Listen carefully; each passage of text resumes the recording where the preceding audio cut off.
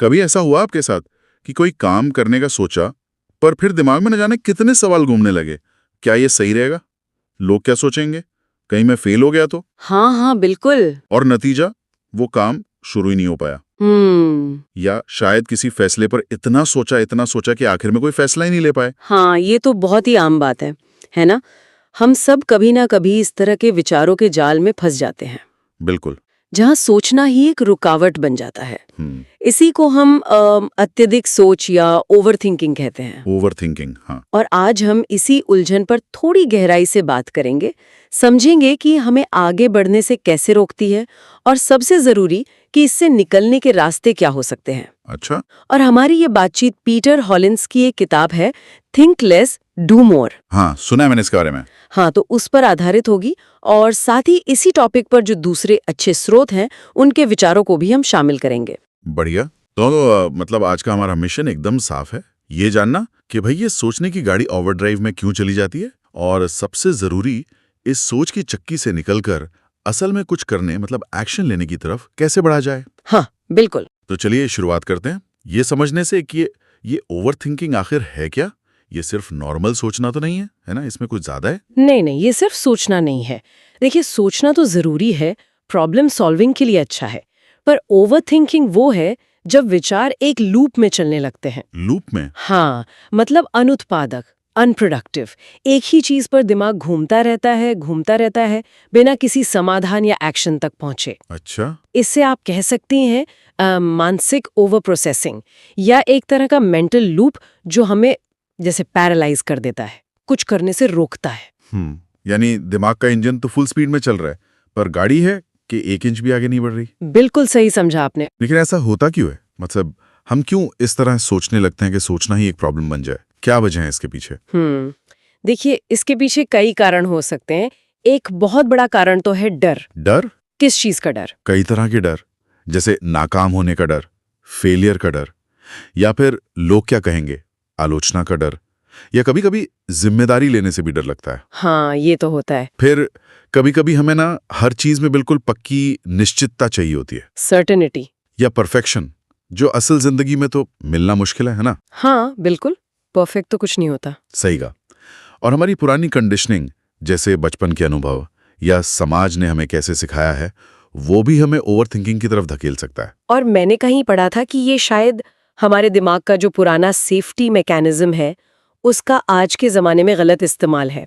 जैसे पहले खतरों से बचने के लिए दिमाग अलर्ट रहता था। हाँ बिल्कुल, ये एवोल्यूशनरी पहलू है। पहले के जमाने में हर आहट पर ध्यान देना, खतरा भांपना जरूरी था जिंदा रहने के लिए। राइट। पर अब वही दिमाग हर छोटी बड़ी चीज में, जहां शायद असल में कोई खतरा है भी नहीं, वहां भी नेगेटिव सोचने लगता है और फिर हमें एक्शन लेने से रोक देता है। समझ गया, मतलब अच्छा इंटेंशन था दिमाग का, पर अब वो बैकफायर कर रहा है। हाँ, कुछ ऐसा ही। और इसके जो नतीजे हैं ना, वो सिर्फ दिमागी थकान तक ही नहीं रहते। अच्छा, और क्या होता है? ये जो आपने पहले कहा था ना, एनालिसिस पैरालिसिस, हाँ। वो इसी से होता है। मतलब सोचते सोचते इतने पंगु हो जाना कि कोई कदम ही ना उठा पाना। और फिर आती है टालमटोल की आदत, प्रोक्रेस्टिनेशन, चीजों को कल पर टालते रहना। और अच्छे मौके हाथ से निकल जाते होंगे। बिल्कुल, कितने ही अवसर हम सिर्फ सोचते रहने की वजह से गंवा देते हैं। और ये सिर्फ मेरे काम या करियर तक ही सीमित नहीं रहता होगा, है ना? इसका असर तो जिंदगी के और हिस्सों पर भी पड़ता होगा। यकीनन, ये हमारे रिश्तों पर असर डाल सकता है, हमारे पर्सनल ग्रोथ पर, और यहाँ तक कि हमारे शारीरिक स्वास्थ्य पर भी। शारीरिक स्वास्थ्य पर भी? कैसे? हाँ बिल्कुल, कई स्टडीज बताती हैं कि लगातार ओवर थिंकिंग से एंजाइटी, डिप्रेशन, स्ट्रेस बढ़ता है। और लंबे समय में ये हाई ब्लड प्रेशर जैसी समस्याओं से भी जुड़ सकता है। कुछ स्रोत तो ये भी बताते हैं कि इसके लक्षणों में फैसले ना ले पाना, बार बार वही घिसे पिटे विचार आना, कंसंट्रेट करने में मुश्किल होना, फोकस नहीं कर पाना। हाँ, और हर वक्त एक बोझ सा महसूस करना, कभी कभी गुस्सा आना या अकेलापन महसूस होना भी इसके लक्षण हो सकते हैं। बाप रे, ये तो काफी सीरियस मामला है। तो अगर सोच ही हमें रोक रही है तो रास्ता क्या है? यहीं पर वो थिंक लेस डू मोर वाला सिद्धांत आता है ना? बिल्कुल, कम सोचें, ज्यादा करें। सुनने में तो बहुत सीधा लगता है, पर इसका मतलब क्या है असल में, प्रैक्टिकली? देखिए, जब हम कोई कदम उठाते हैं, चाहे वो कितना ही छोटा क्यों ना हो, हमें तुरंत फीडबैक मिलता है ना? हमें पता चलता है कि क्या चीज काम कर रही है, क्या नहीं? हाँ, ये तो है। जबकि सिर्फ सोचते रहने से हम अपनी ही मन की एक काल्पनिक दुनिया में उलझे रहते हैं, असलियत से दूर। ये बात तो सोचने वाली है कि एक्शन लेने से रास्ता साफ होता है, सिर्फ सोचते रहने से नहीं। पर कई बार काम इतना बड़ा लगता है ना कि वो पहला कदम उठाना ही पहाड़ जैसा लगता है। मतलब शुरुआत कैसे करें? बिल्कुल सही कहा आपने। और यहीं पर छोटे कदमों यानी माइक्रो एक्शंस की ताकत सामने आती है। Micro actions? मतलब बहुत छोटे एक्शंस। हाँ, बिल्कुल। बड़े या डराने वाले काम को इतने छोटे, इतने मैनेजेबल हिस्सों में तोड़ दें कि पहला कदम उठाना एकदम आसान लगे, जरा भी मुश्किल न लगे। जैसे? कोई उदाहरण दे सकती हैं? जरूर। मान लीजिए आपको रोज 1 घंटा एक्सरसाइज करनी है। अब ये सोचने में ही बड़ा लगता है ना? तो शायद आप टालते रहेंगे। हाँ, बिल्कुल। पर अगर आप सिर्फ ये तय करें कि मुझे बस अपने स्पोर्ट्स शूज पहनने, बस इतना सा, सिर्फ जूते पहने। हाँ, ये करना कितना आसान है। और होता क्या है अक्सर कि एक बार आपने जूते पहन लिए तो फिर आप शायद थोड़ा वॉक या एक्सरसाइज कर ही लेते हैं। मोमेंटम बन जाता है। हाँ, ये तो सही है। या जैसे अगर कोई किताब पढ़नी है तो बस ये सोचें कि किताब खोलकर पहला पैरा पढ़ लूं। बिल्कुल। या अगर कोई जरूरी कॉल करनी है जिससे आप हिचक रहे हैं तो बस ये टारगेट रखें कि नंबर डायल करना है, बात शुरू हो जाएगी फिर। मतलब शुरुआत को इतना छोटा बना दो कि दिमाग को ना कहने का मौका ही ना मिले। एग्जैक्टली। शुरुआत करना ही अक्सर सबसे मुश्किल हिस्सा होता है। माइक्रो एक्शन इसी मुश्किल को आसान बनाते हैं।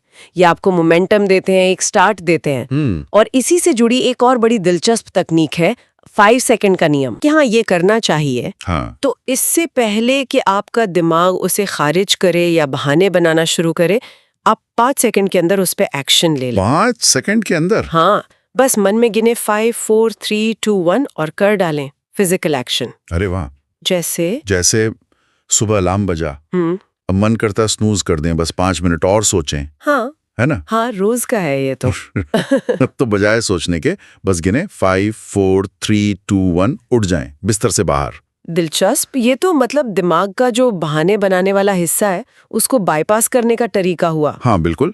वो जो दिमाग का प्री फ्रंटल कॉर्टेक्स है जो लॉजिक और बहाने ढूंढता है, उसे मौका ही नहीं मिलता। आप इंस्टिंक्ट पर काम कर जाते हैं। ये तो छोटे छोटे कामों के लिए बहुत काम आ सकता है। जैसे कोई ईमेल भेजना है या किसी से मिलने का सोचा है, 5 4 3 2 1 कर लो। हाँ, बिल्कुल।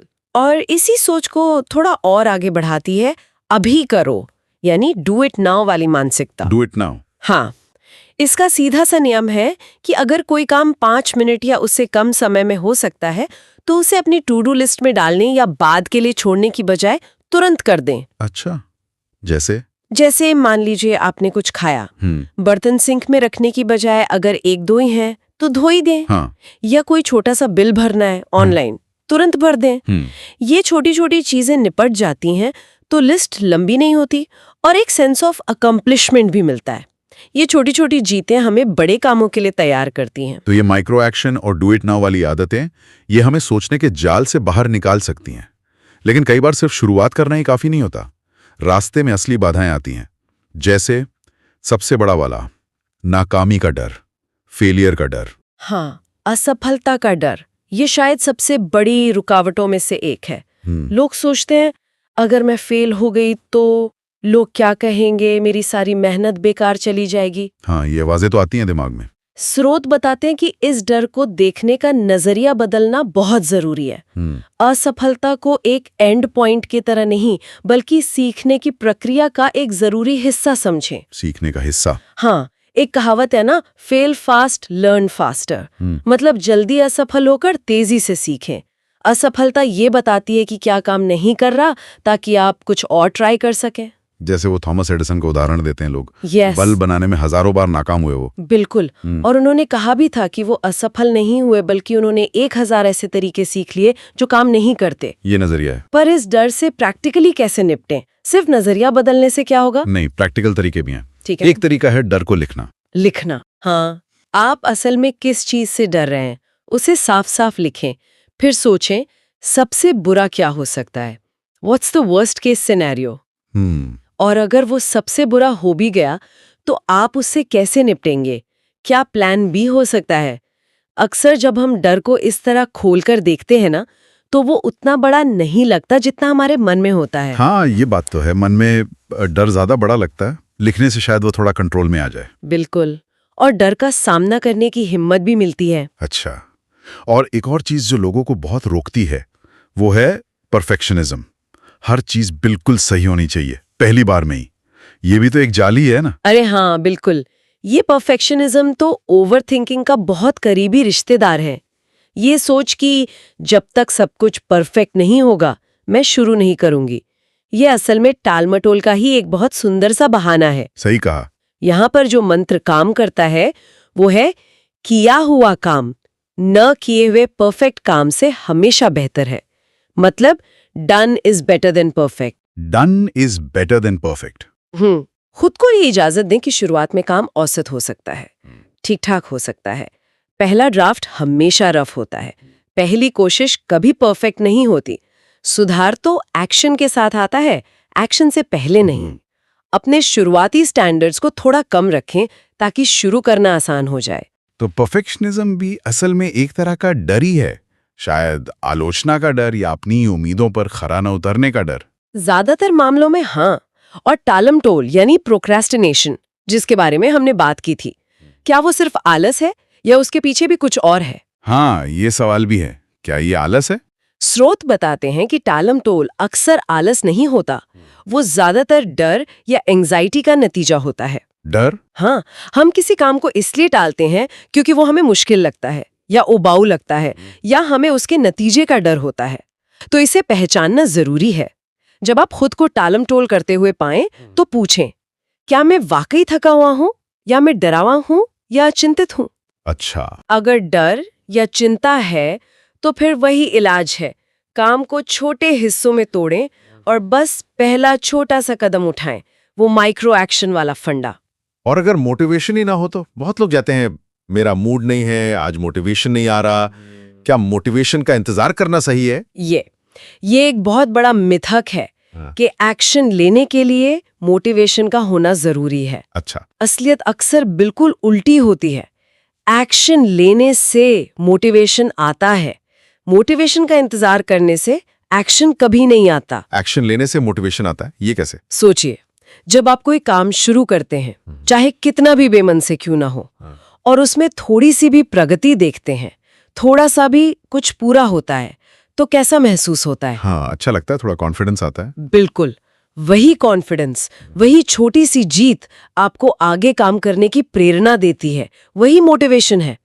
तो मूड पर या इच्छा शक्ति यानी विल पावर पर निर्भर रहने की बजाय हमें सिस्टम और अनुशासन बनाने पर ज्यादा ध्यान देना चाहिए। सिस्टम और अनुशासन, ठीक है। और एक आखिरी बाधा, सेल्फ डाउट। वो अंदर की आवाज जो कहती है तुम ये नहीं कर सकते, तुम इसके लायक नहीं हो। इसका क्या करें? हाँ, आत्मसंदेह ये बहुत कॉमन है। इससे निपटने का सबसे अच्छा तरीका है छोटी छोटी जीतों यानी माइक्रो विन्स पर ध्यान देना और उन्हें सेलिब्रेट करना। Micro wins? हाँ, हर बार जब आप कोई छोटा सा लक्ष्य पूरा करते हैं, भले ही वो कितना भी मामूली क्यों ना लगे, आपका आत्मविश्वास थोड़ा सा बढ़ता है। अपनी डन लिस्ट देखिए, वो सारे काम जो आप पहले सफलतापूर्वक कर चुके हैं, ये आपको याद दिलाएगा कि आप सक्षम हैं। डन लिस्ट, ये अच्छा आइडिया है। जो कर चुके हैं उसे याद करना। हाँ, और वो जो मन में नेगेटिव बातें चलती रहती हैं ना, उनको चैलेंज करना जरूरी है। चैलेंज कैसे करें? एक तकनीक है catch challenge change. Catch challenge change. Catch challenge change. हाँ। पहले उस नेगेटिव विचार को पकड़ें, जैसे ही वो आए उसे पहचानें, फिर उसे चुनौती दें। क्या ये वाकई सच है? क्या इसके सबूत हैं? क्या इस तरह सोचने से मुझे कोई मदद मिल रही है? और फिर उसे एक ज्यादा यथार्थवादी या सकारात्मक विचार से बदलें। जैसे अगर विचार है मैं ये कभी नहीं कर पाऊंगा, तो उसे चैलेंज करें और बदलें, ये मुश्किल जरूर है पर मैं कोशिश तो कर सकता हूँ, देखता हूँ क्या होता है, शायद मैं इसे हिस्सों में कर पाऊं। ये प्रैक्टिस से आ रहेगा शायद। बिल्कुल, ये एक स्किल है जिसे डेवलप करना पड़ता है। तो इन सब बाधाओं को पार करने के लिए सिर्फ इच्छा शक्ति या मोटिवेशन का इंतजार करने से काम नहीं चलेगा। आपने कहा कि हमें ज्यादा टिकाऊ तरीकों यानी सिस्टम और आदतों की जरूरत होगी। हाँ। आपने अनुशासन की बात की थी कि वो आजादी देता है। ये सुनने में थोड़ा उल्टा लगता है, अनुशासन और आजादी। हाँ, सुनने में विरोधाभासी लगता है पर ये सच है। सोचिए, अनुशासन या एक तय रूटीन होने से क्या होता है? क्या होता है? आपको बार बार छोटे मोटे फैसले नहीं लेने पड़ते।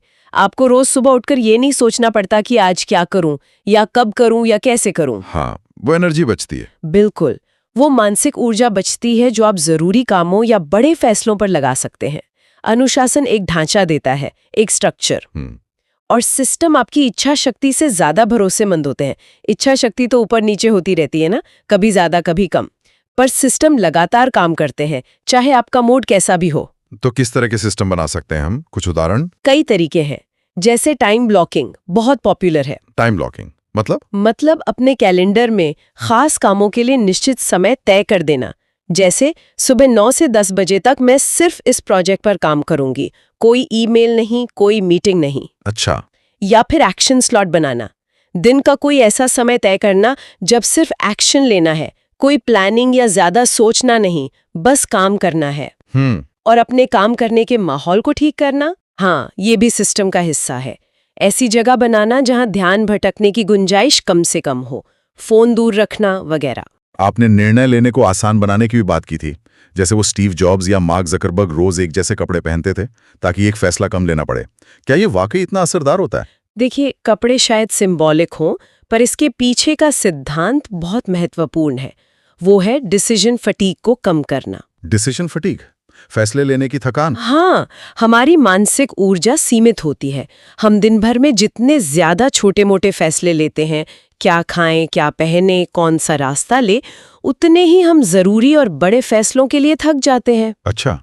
तो रोजमर्रा के जो गैर जरूरी फैसले हैं, उनको ऑटोमेट करना या सरल बनाना, जैसे हफ्ते भर के खाने का मेन्यू पहले से सोच लेना या कपड़े रात को ही निकाल कर रख लेना, ये हमारी कीमती मानसिक ऊर्जा बचा सकता है बड़े कामों के लिए। इसे एक सुपर स्ट्रक्चर बनाना कह सकते हैं, जहां बुनियादी चीजें पहले से तय हैं। समझ गया। और सफलता को कैसे देखें? क्या हमें बाहरी नतीजों पर ज्यादा ध्यान देना चाहिए या अपने एक्शन पर? ये बहुत अच्छा सवाल है। स्रोत इस बात पर बहुत जोर देते हैं कि सफलता के जो मापदंड हैं, वो आंतरिक होने चाहिए। मतलब आपके कंट्रोल में होने चाहिए। आंतरिक मापदंड? जैसे मान लीजिए आप कोई सेल्स कॉल कर रहे हैं, तो सफलता का पैमाना ये नहीं होना चाहिए कि डील पक्की हुई या नहीं, क्योंकि वो पूरी तरह आपके हाथ में नहीं है। दूसरे फैक्टर भी हैं। हाँ। सफलता का पैमाना ये होना चाहिए कि क्या आपने वो कॉल की, क्या आपने अपनी तरफ से पूरी तैयारी और कोशिश की, ये आपके कंट्रोल में है। अच्छा। जब हम अपने एक्शन पर फोकस करते हैं तो नतीजों का डर कम हो जाता है। अच्छा। और एक्शन लेना आसान हो जाता है। ये बहुत जरूरी बात है। अच्छा, ऊर्जा प्रबंधन का भी जिक्र आया था। हाँ। अल्ट्राडियन रिदम, ये क्या चीज है? अल्ट्राडियन रिदम्स हमारे शरीर की प्राकृतिक ऊर्जा साइकिल होती है। हमारा फोकस और एनर्जी लेवल पूरे दिन एक जैसा नहीं रहता। ये लगभग 90 से 120 मिनट के साइकिल में ऊपर नीचे होता रहता है, लहरों की तरह। अच्छा, 90-120 मिनट का साइकिल? हाँ, मोटे तौर पर। इसे समझना इसलिए जरूरी है ताकि हम अपने सबसे मुश्किल या सबसे जरूरी काम तब शेड्यूल कर सकें जब हमारी एनर्जी पीक पर हो। और जब एनर्जी कम हो तब हल्के फुल्के काम करें या ब्रेक लें। बीच बीच में छोटे ब्रेक लेना बहुत जरूरी है ताकि हम बर्नआउट से बच सकें। लगातार काम करते रहना प्रोडक्टिविटी के लिए अच्छा नहीं है। सही कहा। और आज के जमाने की सबसे बड़ी चुनौती डिस्ट्रैक्शंस। ध्यान भटकाने वाली चीजें, खासकर वो फोन और सोशल मीडिया, इनसे कैसे निपटें? उफ, ये तो बहुत बड़ी चुनौती है। इनका प्रबंधन करना एक्शन लेने के लिए बहुत जरूरी है। कैसे करें? सबसे पहले तो नोटिफिकेशंस, जितनी हो सके गैर जरूरी नोटिफिकेशंस बंद कर दें। हाँ, वो तो बहुत डिस्टर्ब करती हैं। बिल्कुल। सोशल मीडिया इस्तेमाल करने का एक निश्चित समय तय करें, बजाय बार बार चेक करते रहने के। और मल्टीटास्किंग से बचें। एक समय में एक ही काम पर फोकस करने की कोशिश करें, जिसे सिंगल टास्किंग कहते हैं। Single tasking? हाँ। और डीप वर्क की प्रैक्टिस करें, मतलब बिना किसी भटकाव के पूरी गहराई से किसी काम पर फोकस करना। इसके लिए पोमोडोरो तकनीक काफी मददगार हो सकती है। पोमोडोरो? हाँ। वो 25 मिनट काम, 5 मिनट ब्रेक वाला? हाँ, वही। वो छोटे छोटे फोकस के इंटरवल बनाने में मदद करती है। अच्छा। और आदतें बनाने के बारे में भी कुछ था ना, हैबिट्स? हाँ, क्योंकि आदतें एक्शन को ऑटोमेटिक बना देती हैं, आपको सोचना नहीं पड़ता। तो आदतें कैसे बनाएं? छोटी आदतों से शुरू करें, टाइनी हैबिट्स। इतनी छोटी कि उन्हें न करने का मन ही ना करे। जैसे रोज बस एक पुशअप करना या बस 2 मिनट मेडिटेशन करना। सिर्फ 2 मिनट? हाँ, शुरुआत में, फिर धीरे धीरे बढ़ा सकते हैं। हैबिट लूप को समझें। Trigger, action, reward. अपने एक्शन को किसी मौजूदा ट्रिगर से जोड़ें और पूरा होने पर खुद को छोटा सा रिवॉर्ड दें। और सबसे जरूरी, अपनी पहचान को बदलें। ये सोचें कि मैं एक ऐसा इंसान हूं जो चीजों को टालता नहीं बल्कि कर गुजरता है। ये आइडेंटिटी शिफ्ट बहुत शक्तिशाली होता है। Identity shift. अच्छा, कुछ लिस्ट बनाने की भी बात हुई थी ना करने वाली सूची और बर्नर सूची, ये क्या है? हाँ, ये भी बड़े काम के टूल्स हैं। ना करने वाली सूची यानी don't do list. Don't do list? हाँ, ये उन चीजों की लिस्ट है जो आपका समय और ऊर्जा बर्बाद करती हैं और जिनसे आपको जानबूझकर बचना चाहिए। जैसे सुबह उठते ही फोन चेक करना, या बेवजह सोशल मीडिया स्क्रॉल करते रहना, या ऐसी मीटिंग्स में जाना जिनका कोई नतीजा नहीं निकलता। अच्छा, क्या नहीं करना है उसकी लिस्ट? बिल्कुल। और दूसरी थी बर्नर सूची यानी बर्नर लिस्ट। ये कामों को प्राथमिकता देने का एक विजुअल तरीका है। Burner list? जैसे गैस स्टोव के बर्नर? हाँ, वही कॉन्सेप्ट है। सोचिए आपके पास 4 बर्नर हैं। फ्रंट बर्नर पर वो काम रखें जो सबसे जरूरी हैं और जिन पर आपको तुरंत फोकस करना है, और बैक बर्नर पर वो काम रखें जो जरूरी तो है पर थोड़े बाद में भी किए जा सकते हैं। इससे प्रायोरिटी सेट करने में मदद मिलती है। ये तो काफी प्रैक्टिकल तरीके हैं। अच्छा, तो ये सारी तकनीकें और सिस्टम मिलकर हमें उस सोचने के चक्कर से निकालकर एक्शन की तरफ ले जा सकते हैं। अगर हम इस पूरी चर्चा से कुछ मुख्य तकनीकों को एक बार फिर से याद करें तो वो क्या होंगी? एक क्विक रिकैप जैसा। जरूर। संक्षेप में देखें तो कुछ मुख्य बातें ये हैं। एक तो 5 सेकंड का नियम, विचार आते ही 5 4 3 2 1 एक्शन। हाँ। दूसरा, माइक्रो एक्शंस, बड़े काम को इतने छोटे हिस्सों में तोड़ना कि शुरुआत करना एकदम आसान लगे। बिल्कुल। तीसरा, टाइम ब्लॉकिंग या एक्शन स्लॉट बनाना, काम के लिए निश्चित समय तय करना। चौथा, डर का सामना करना, डर को लिखना, वर्स्ट केस सोचना, प्लान बी बनाना, और सबसे जरूरी, असफलता को सीखने का अवसर समझना। राइट? जी। पांचवा, परफेक्शनिज्म को छोड़ना, done is better than perfect वाली सोच अपनाना जरूरी है ये। छठा, नकारात्मक आत्मचर्चा को चुनौती देना, वो कैच चैलेंज चेंज वाला तरीका। हाँ। सातवां, विकर्षणों का प्रबंधन, नोटिफिकेशंस बंद करना, फोकस के लिए माहौल बनाना। बहुत जरूरी। आठवां, सफलता को आंतरिक रूप से परिभाषित करना, अपने एक्शन और कोशिश पर ध्यान देना, नतीजों पर कम। नौवां, सिस्टम बनाना, इच्छा शक्ति पर निर्भर रहने की बजाय रूटीन और सिस्टम पर भरोसा करना। हाँ। और 10वां, ऊर्जा का प्रबंधन करना, अपनी एनर्जी साइकिल को समझना और उसके अनुसार काम और आराम को बैलेंस करना। बढ़िया। और हाँ, कुछ और चीजें भी हैं, जैसे ध्यान यानी मेडिटेशन करना, गहरी सांस लेने की प्रैक्टिस करना, या अपने आप को किसी रचनात्मक काम में लगाना, जैसे पेंटिंग, कुकिंग, कुछ नया सीखना। ये भी ओवरथिंकिंग कम करने में मदद करते हैं। हाँ, और अपने ट्रिगर्स को पहचानना भी जरूरी है शायद, कि किन सिचुएशंस में हम ज्यादा सोचने लगते हैं। बिल्कुल, ये जानना बहुत जरूरी है कि वो कौन सी स्थितियां, लोग या विचार हैं जो आपको ओवरथिंकिंग के लूप में धकेलते हैं। उन्हें पहचानकर आप उनसे बचने या निपटने की स्ट्रैटेजी बना सकते हैं। बिल्कुल। तो इस पूरी बातचीत का अगर निचोड़ निकालें तो क्या कहेंगे? श्रोता अपने साथ क्या लेकर जा सकते हैं? देखिए, सबसे बड़ा संदेश जो मुझे लगता है वो यही है कि उस अंतहीन सोच के भंवर से अपना ध्यान हटाकर लगातार एक्शन लेने पर फोकस करें, चाहे वो एक्शन कितना ही छोटा या इम्परफेक्ट क्यों ना हो। एक्शन पर फोकस। हाँ, क्योंकि कर्म करने से ही स्पष्टता आती है, एक्शन लेने से ही आत्मविश्वास जगता है, और एक्शन ही हमें आगे बढ़ाता है। जैसा कि कई स्रोत कहते भी हैं, सोचने से सिर्फ सपने बनते हैं, लेकिन एक्शन लेने से ही वो सपने सच होते हैं। वाह, सोचने से सपने बनते हैं, एक्शन से सच होते हैं। बहुत खूब। और ये नजरिया सिर्फ कामकाज में ही नहीं बल्कि जिंदगी के हर पहलू में काम आ सकता है ना? चाहे कुछ नया सीखना हो, रिश्ते सुधारने हो, या अपनी सेहत पर ध्यान देना हो। बिल्कुल, हर जगह लगातार छोटे छोटे कदम उठाते रहने से ही बड़ी मंजिल तय होती है। सही कहा। बस शुरू करना है।